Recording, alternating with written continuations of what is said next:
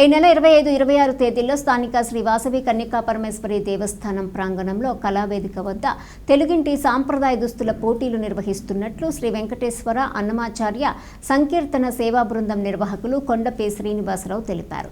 10 సంవత్సరాల వయసు నుండి 18 సంవత్సరాల వయసులోపు ఆడపిల్లలకు సాంప్రదాయ దుస్తుల పోటీలు నిర్వహిస్తున్నట్లు చెప్పారు. 10 సంవత్సరాల నుండి 13వ సంవత్సరం వరకు ఉన్న ఆడపిల్లలు సాంప్రదాయమైన లంగా జాకెట్ వేసుకొని రావాలని, 14 సంవత్సరాల నుండి 18 సంవత్సరాల వయసు ఉన్న ఆడపిల్లలు లంగా జాకెట్ ఓని సాంప్రదాయమైన దుస్తులు ధరించి పోటీలో పాల్గొనాలని ఆయన చెప్పారు.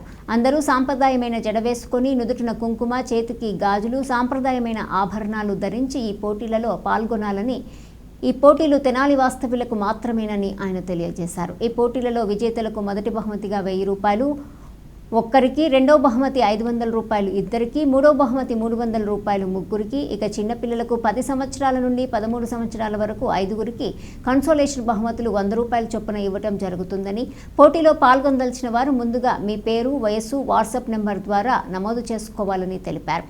మా వాట్సాప్ నెంబర్ 9246440685 మరియు cell number 9948302907. Kondapi Srinivasarao WhatsApp చేయాలని కోరారు.